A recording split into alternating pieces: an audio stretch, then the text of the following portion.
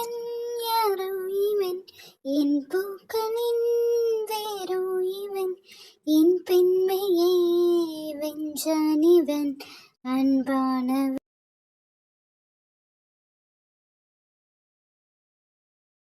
இந்த விஷயத்த உடனே அம்மா கிட்ட சொல்லணும். அம்மா கிட்ட சொன்னா அம்மா ரொம்ப சந்தோஷப்படுவாங்க.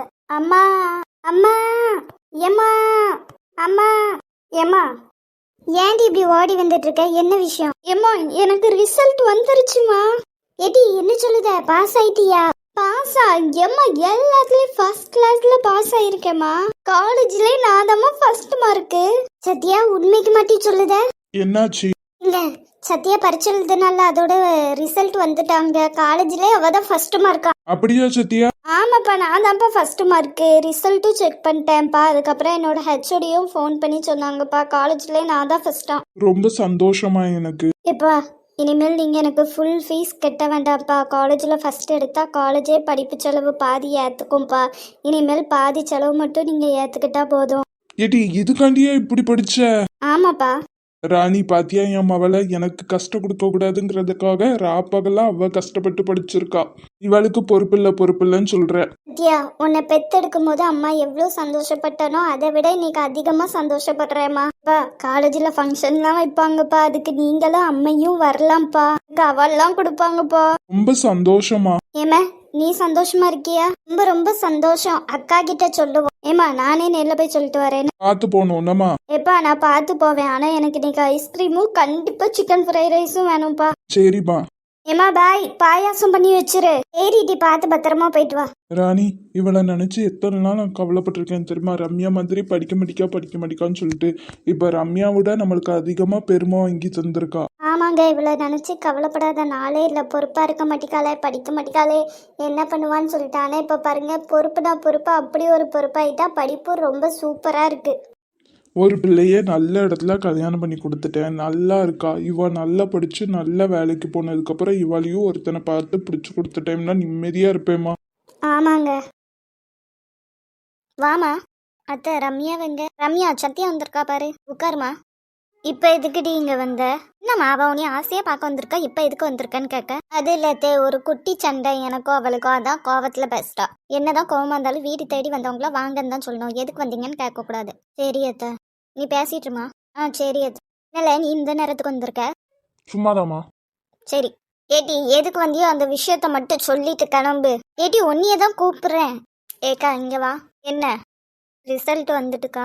பாஸ் ஆனியா இல்லையா? ஃபெயில் ஆயிட்டியா என்ன? அதனாலதான் இங்க நீ பார்க்க வந்திருக்கியா? ஆனா உனக்கு அம்மா அப்பா கிட்ட சப்போர்ட் பண்ணி எதுவும் பேச மாட்டேன். வைக்காத. நான் தான் காலேஜ் ஃபர்ஸ்டே. சரி இப்ப அதுக்கு என்ன? இந்த போன்ல சொன்னா என்ன? இங்க தேடி வந்துதான் உனக்கு நேர்ல சொல்லணுமா? இனிமேல் இந்த வீட்டு பக்கம்லாம் வராத சொல்லிட்டேன். நீ என்னடி சொல்றது? நான் வருவேன். கொஞ்சமாச்சும் வெக்கம் மானம்லாம் இருக்கா? அதெல்லாம் இல்ல. போய் ஒரு ஜூஸ் போட்டு எடுத்துட்டு வா. எல்லாம் திருந்தவே மாட்டேன். ஜூஸு கிடையாது ஒண்ணு கிடையாது. ஒழுங்கா வீட்டுக்கு கிளம்பு சொல்லிட்டேன். நீ எதுக்கு இங்க வந்துட்டு போறேங்கிறது எனக்கு தெரியும். தெரிஞ்சிருச்சுல அப்போ ஒதுங்கியே நில்லு. நீ உன்கிட்ட தானே சொல்றேன். மாமா என்ன?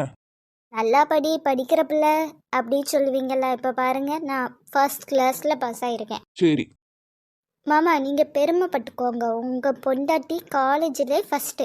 அடிச்சு பல்ல தட்டிடுவேன் போ. அண்ணி அண்ணா ரூம்ல ஒரு ஃபைல் இருக்கு, நான் எடுத்துக்கிட்டா? சரி நான் போயிட்டு வரேன். ஓ ஆனா திரும்பி வராத. தியா தியா அம்மா வாங்கம்மா. அத்தை அம்மா உட்காருங்கம்மா. எப்படி இருக்கீங்க? அங்க அப்பா சத்யா எல்லாரும் நல்லா இருக்காங்களா? நீ எப்படிமா இருக்க? நல்லா இருக்கேம்மா. அட வாங்க எப்படி இருக்கீங்க? நல்லா இருக்கேன். நீங்க எப்படி இருக்கீங்க? நல்லா இருக்கேன்.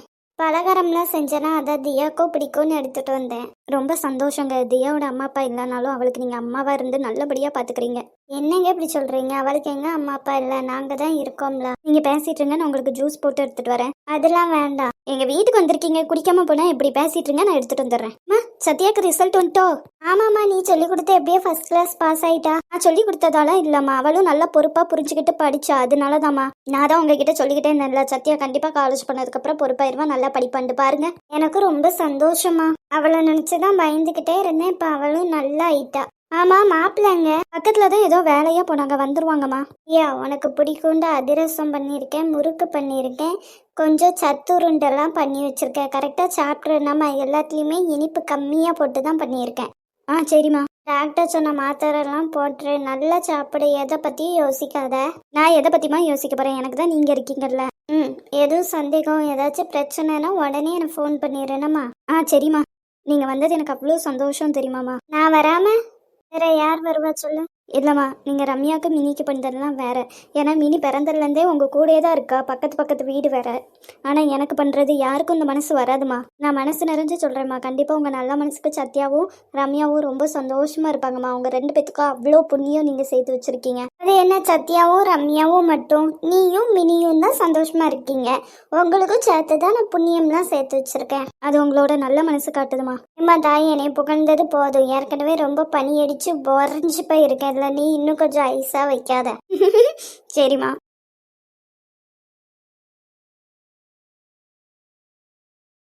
சரியான ஆள்டி நீ. படிக்கலன்னு சொல்லிட்டு காலேஜ் ஃபர்ஸ்ட் வந்துட்டல்ல. நான் எப்படி படிக்கலன்னு சொன்னேன்? படிச்சிருக்கேன்னு தானே சொன்னேன். நீ மட்டும் என்ன கம்மியாவா எடுத்திருக்க? எல்லாத்துலேயும் 90% மேலே தானடி எடுத்திருக்க.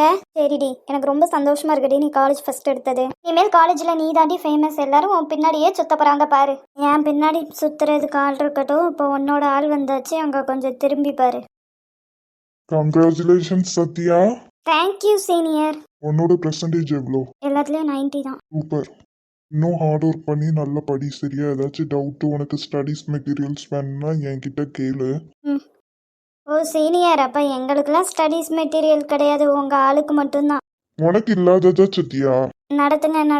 நான் உங்ககிட்ட கொஞ்சம் தனியாக பேசணும். கேண்டீன் போலாமா? நீங்கள் போயிட்டே இருங்க, நான் வரேன். சரி. என்னடி சத்யா, நம்ம சின்ன வயசுலேருந்தே ஃப்ரெண்ட். ஆனால் இதுவரை நான் உங்ககிட்ட சொல்லாமல் எதுவுமே பண்ணது கிடையாதுடி. எனக்கு இப்போல்லாம் அவர் வந்து என்னை பார்த்து பேசுறது ஒரு மாதிரி இருக்குடி. அவர் உன் பின்னாடி தான் சுற்றிட்டு இருந்தார்.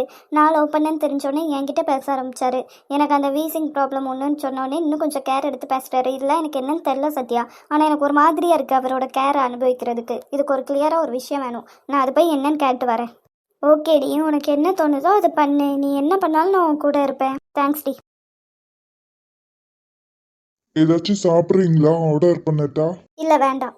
என்ன பேசணும்னு சொன்னீங்க? இனிமேல் என்னை பார்க்கறதுக்காக என்னோட கிளாஸுக்கெலாம் வராதீங்க. ஏங்க? இல்லை, நீங்கள் சத்யாவை தானே லவ் பண்ணிட்டு இருந்தீங்க. திடீர்னு உங்களுக்கு எப்படி என் மேலே இந்த கேர் எல்லாமே? நீங்கள் வந்து என் மேலே வச்சுருக்க பாசம் இல்லை இந்த கேர் இதெல்லாம் எதனால வந்துச்சு? அதுக்கு நேம் என்ன? இவ்வளோ நாள் வந்து நீங்கள் எனக்கு ஒரு தெரியாத பொண்ணாக இருந்தீங்க. நீங்கள் வந்து என் பின்னாடி சுற்றினதோ லவ் பண்ணதோ எனக்கு தெரியாது. நீங்கள் என்கிட்ட சொல்ல போய் தான் எனக்கு தெரியும். தெரியாத பொண்ணாக இருந்த நீங்கள் இப்போ எனக்கு தெரிஞ்ச பொண்ணாக இருக்கீங்க. இனிமேல் பேசினா நம்ம 2 பேரும் ஃப்ரெண்ட்ஸ் ஆகும். இப்போ நான் உங்கள் மேலே வந்து பார்க்குறது கேர், அது ஃபுல்லு லவ் கிடையாது. ஓ, இப்போ வந்து நீங்கள் டெய்லி என்னை கிளாஸில் பார்க்குறது, என்னோட ரிசல்ட் என்னன்னு தெரிஞ்சுக்கிறதுக்கு ஆசைப்படுறது, இதுக்கு பேர்லாம் தெரிஞ்ச பொண்ணுங்கிறதால தான். மித்தபடி வேறு எதுவும் கிடையாது, அப்படி தானே? ஆமாம். சரி. நீ எதுவும் உன் மனசை போட்டு குழப்பிக்காத. கண்டிப்பாக இப்போ எனக்கு உன் மேலே லவ் கண்டிப்பாக கிடையவே கிடையாது. ஓகே. நானும் ஒரு விஷயம் கிளியராக சொல்லிடுறேன். எனக்கு உங்கள் மேலே லவ் இருக்காது, சின்ன வயசுலேருந்தே இருக்குது. அது நீங்கள் கொடுத்தீங்க கேர் காமிச்சிங்கன்னா தான் இருக்கும்னு இல்லை. நீங்கள் என்னை பார்க்க வராமல் இருந்தாலுமே அந்த லவ் அப்படியே தான் இருக்கும். தெரிஞ்ச பொண்ணாக நீங்கள் என்னை பார்க்க வரீங்கன்னா இனிமேல் அந்த பார்க்க வர வேண்டாம். என் மேலே கேர் எதுவுமே காட்டிக்க வேண்டாம். ஓகே, நான் வர்றது உங்களுக்கு டிஸ்டர்ப் ஆகுதுன்னா இனிமேல் நானும் வரல. ம். அப்போ நான் கிளாஸ் கிளம்புறேன். சாரி. மரமண்டை வாயிலேருந்து ஃப்ரெண்ட்ஸ் ஆகலாம், அதுக்கப்புறம் லவ் பண்ணலாது வாயிலேருந்து வருதா பாரு. எப்படி இருந்தாலும் எனக்கு தெரியும்டா, திருப்பி ஏதாச்சும் ஒரு சாக்கை வச்சு என்கிட்ட பேச வருவேன்ட்டு. ஏன்னா உங்கள் அம்மாவுக்கு மட்டும் தெரிஞ்ச பேர் எப்படி எனக்கு தெரியுங்கிறது தெரிஞ்சுக்கிறதுக்காகச்சு இனிமேல் நீ என்னை தேடி வருவேன். அத்தை, நான் உங்களுக்கு அன்னைக்கு பண்ணி கொடுத்த ப்ராமிஸ் தான் இப்போவும். என்னைக்கா இருந்தாலும் நான் உங்கள் பையனை ரொம்ப நல்லா பார்த்துப்பேன் உங்களோட இடத்துல இருந்து.